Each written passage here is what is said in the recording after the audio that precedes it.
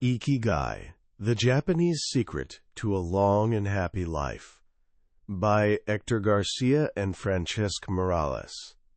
Picture this: a tiny village tucked between emerald hills and the shimmering East China Sea. The air tastes clean, life moves at a gentle rhythm, and you can hear elderly friends laughing together in the village square. Now here's the wild part. Seeing someone blow out 100 candles on their birthday cake? That's just Tuesday here. This isn't some fairy tale. This place actually exists. Welcome to Ogimi, a village on the Japanese island of Okinawa, lovingly called the Village of Longevity, because people here live longer than anywhere else on Earth. But here's what really blows my mind. They're not just racking up years like some grim participation trophy. These folks are thriving. You'll spot 90-year-olds tending their veggie gardens, walking across town to catch up with friends, gathering to sing and dance like they've got all the time in the world. Because, well, they kind of do. So what's the deal? Is it the warm weather? The incredible food? Two friends got absolutely obsessed with this question. Francesc Morales, a writer, and Hector Garcia, an engineer, found themselves in a cozy Tokyo bar on a rainy night, doing what friends do best, wondering about life's big mysteries. One lived in Spain, the other in Japan, but they shared this burning curiosity about why some people seem to have this inner fire, this deep passion for life, while others just exist. Then their conversation landed on a mysterious Japanese word, Ikigai. This single word felt like discovering a hidden door. It roughly translates to the happiness of always being busy, but dig deeper, and it means something more profound. A reason for being. It's what makes you want to get out of bed in the morning. And the more they explored this idea, the more convinced they became that this might be the secret ingredient in Okinawa's recipe for extraordinary health and happiness. So they did what any curious person would do. They packed their bags and headed straight to the Village of Longevity to learn from the masters. What they discovered became the international bestseller Ikigai, a book that's touched millions of lives, not because it promises some overnight miracle, but because it reveals something timeless and beautifully human. Here's my promise to you. By the time we're done, you won't just understand what Ikigai means. You'll have an actual roadmap to discover your own. You're going to learn the secrets of the world's longest living people, simple yet powerful lessons on how to pack your days with more joy, more purpose, and a deeper connection to being alive. This isn't about desperately adding more years to your life. It's about adding more life to your years. Let's start with that one powerful word, Ikigai. The Japanese believe everyone has one. It's tucked away inside you, and finding it takes some patient soul-searching. For some people, it's their work as an artist or scientist. For others, it's raising kids or nurturing a community garden. Here's the beautiful part.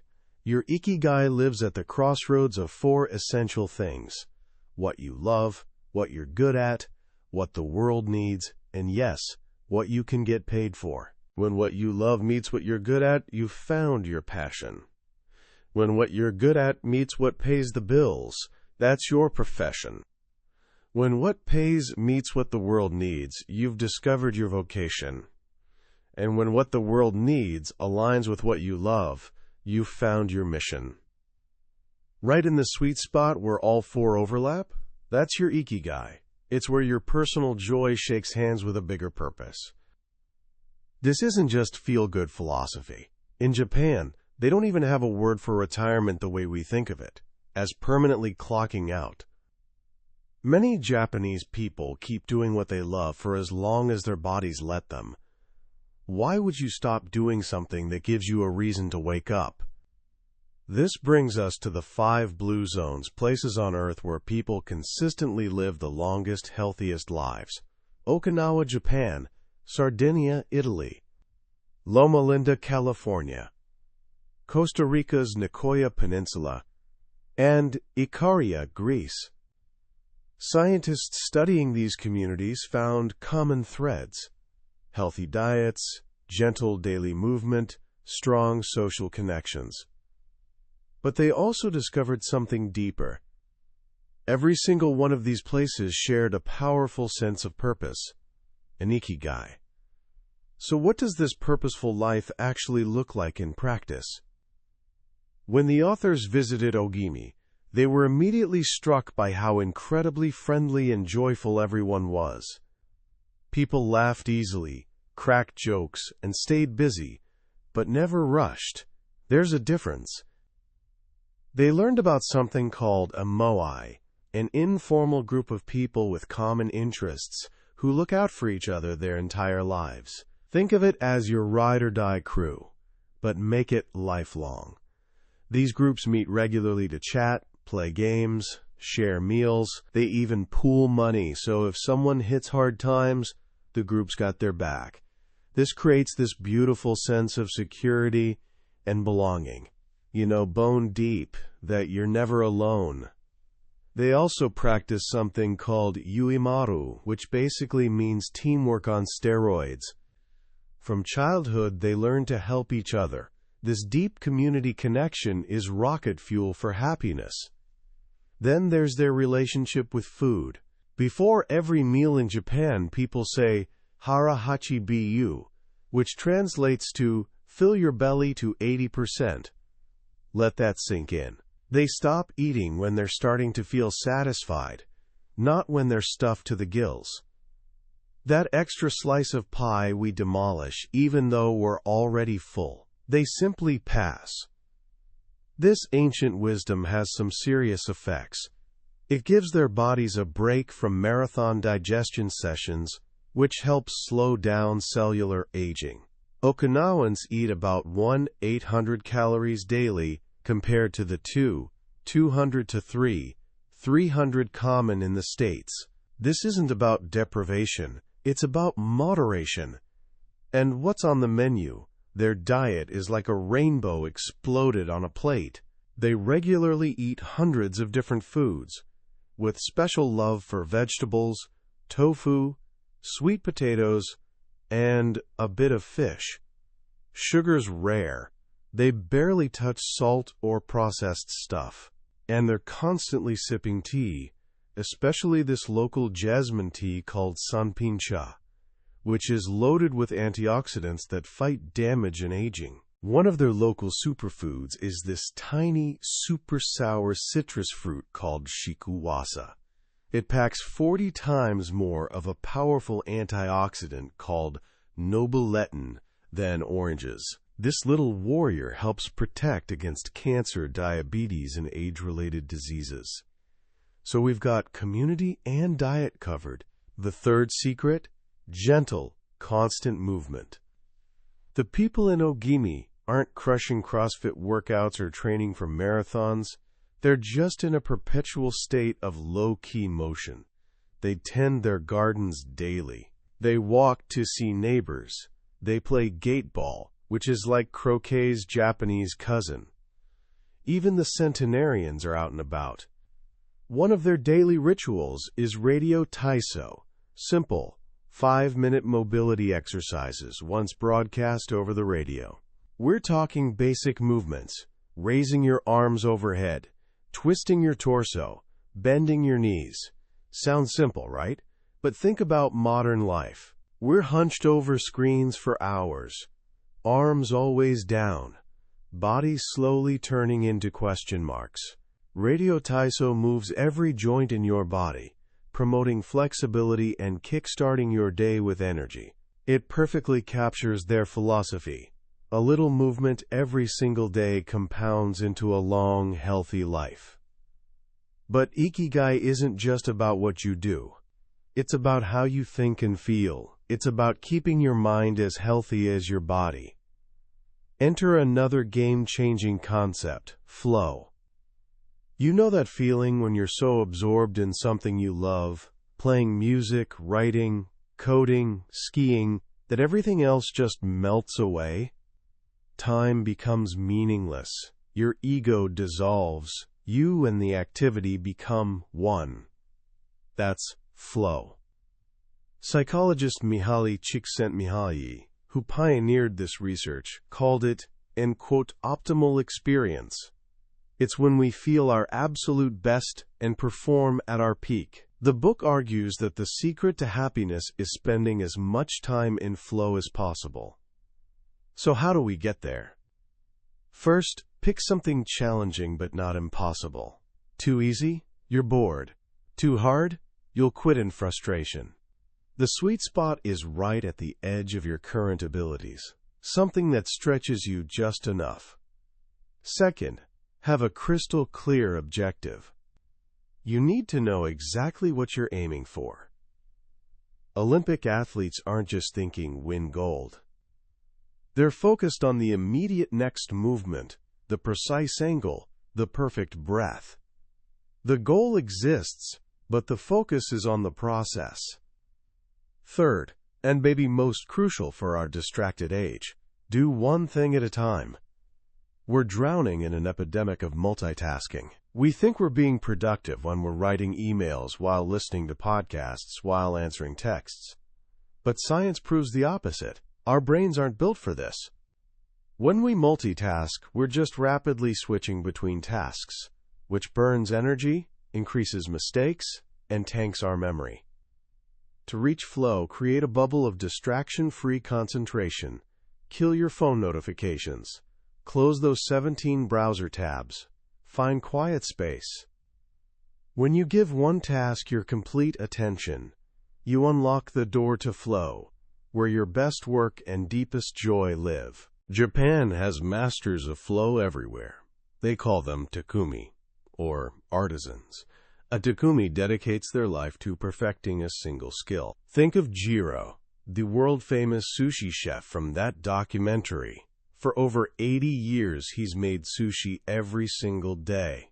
Does he get bored? Never. Making sushi is his Ikigai. In his tiny 10-seat restaurant, he enters flow, becoming one with his craft. Or consider Hayao Miyazaki, the legendary animator behind Studio Ghibli. He's so passionate about his work that he often spends weekends at the studio, drawing by hand, completely lost in his art. He announced retirement in 2013, but literally the next day, he was back at his desk, drawing. Why? Because drawing is his reason for being. You can't retire from your Ikigai. Even mundane tasks can become flow opportunities. The book calls this microflow. Picture a dishwasher who transforms their routine into a graceful, efficient dance. Or Bill Gates, who says he enjoys washing dishes nightly. He finds it relaxing and tries to improve a little each time. By bringing focus and intention to simple tasks, we transform chores into satisfying moments of flow. But what happens when life gets hard? When we face setbacks, loss, pain? No amount of purpose or flow can shield us from the challenges of being human. This is where the final crucial pieces come in: resilience and a unique Japanese aesthetic called wabi-sabi. Resilience is your ability to bounce back from adversity. There's a Japanese proverb that nails this: Nana korobi ya oki, fall 7 times, rise 8. Resilient people don't get swept away by negative emotions. They focus on what they can control and accept what they can't. This is core to both Stoicism and Buddhism. These philosophies remind us that the present is the only thing we truly have. Worrying about the unchangeable past or unknowable future is wasted energy. Wabi-sabi is about finding beauty in imperfection and impermanence. Western culture often chases perfection, the flawless diamond, the symmetrical building.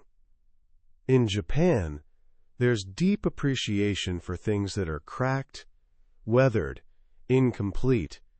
An old, misshapen teacup is treasured more than a perfect, mass-produced one, because its flaws tell a story.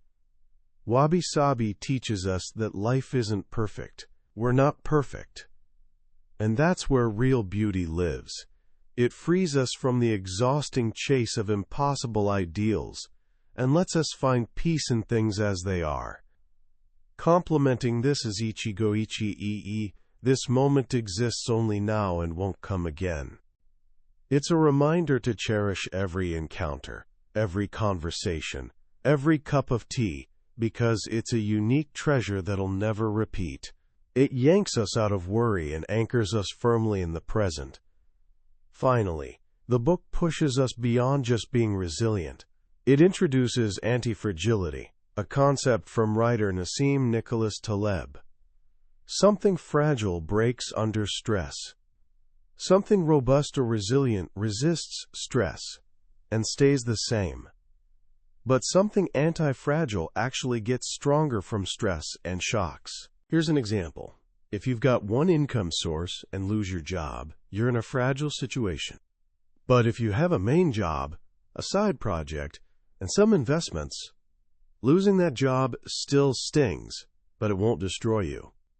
It might even push you to transform that side project into a thriving business, making you stronger.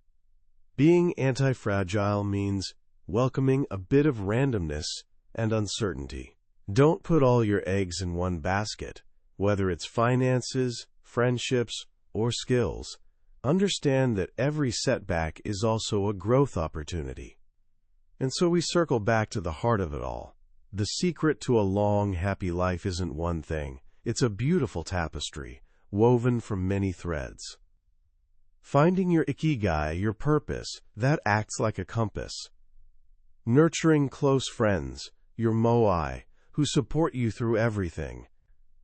Honoring your body with healthy food, but never too much, harahachi bu.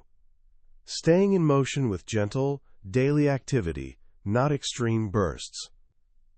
Finding flow in your work and passions, losing yourself in present moment joy.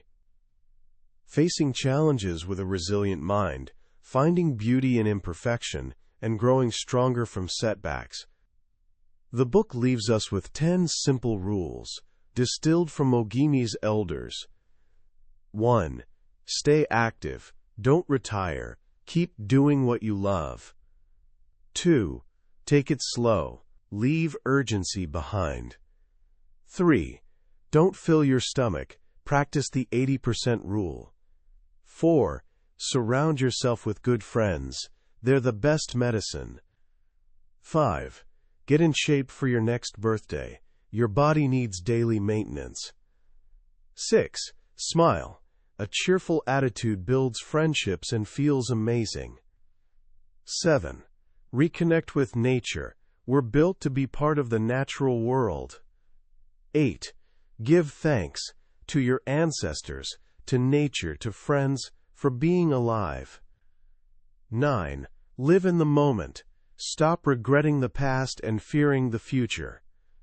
10. Follow your Ikigai. If you don't know what it is yet, your mission is to discover it. In the end, Ikigai isn't some grand, unreachable destiny. It's the art of living. It's found in the journey, not the destination.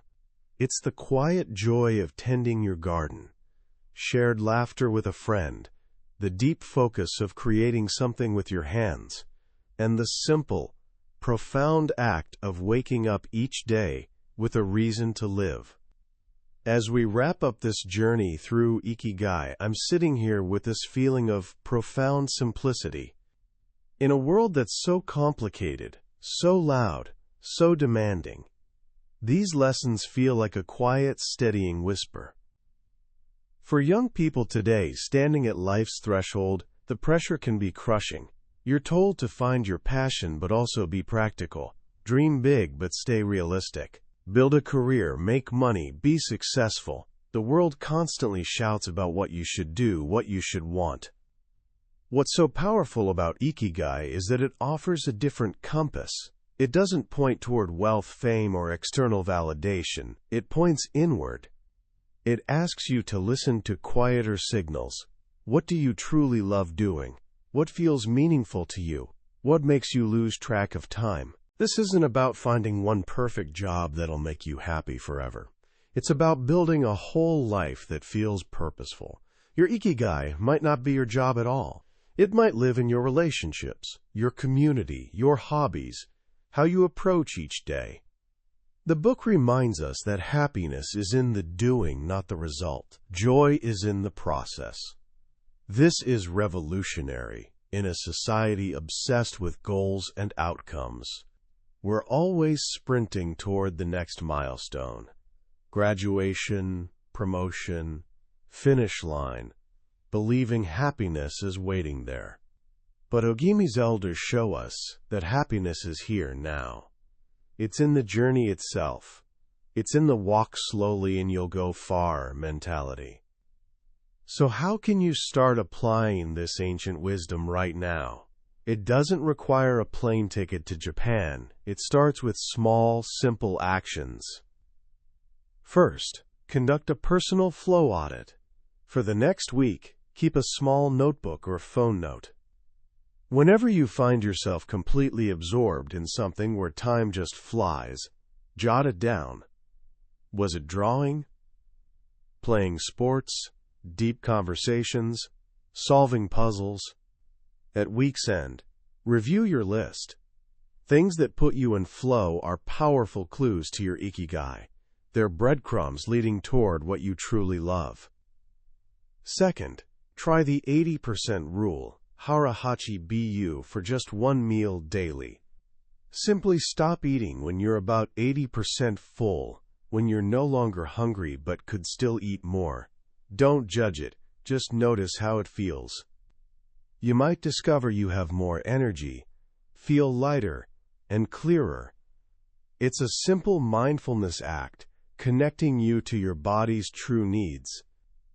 Third, introduce a small movement ritual into your day. This isn't about forcing yourself to the gym. Maybe it's a 15-minute walk each morning without your phone. Or find a Radio Taiso video on YouTube and follow along for 5 minutes. The goal is making gentle movement a natural, enjoyable part of your daily rhythm, like brushing your teeth. These small steps won't reveal your life's ultimate purpose overnight, but they'll start shifting your focus. They'll help you connect more deeply with yourself, your body, and the present moment. And it's in that connection that your Ikigai begins revealing itself. That was a summary of Ikigai, the Japanese secret to a long and happy life, by Hector Garcia and Francesc Morales. We've touched on the most important ideas, but I'll be honest with you, a summary is like looking at a photograph of a beautiful meal. You can see what's there, appreciate its beauty, but you can't truly taste it. This book's real magic is in how its simple stories and gentle wisdom settle into your mind as you read. This summary helps you decide if this is a meal you'd like to savor yourself. If any of these ideas, finding flow, living with purpose, the wisdom of hara-hachi bu, sparked something in you, then I truly believe reading this book will be an experience that stays with you for years. Also, if you found this journey valuable, please like this video and subscribe. It's a small click for you, but it means the world to us and ensures you won't miss our next exploration into another life-changing book. Let's keep learning and growing together.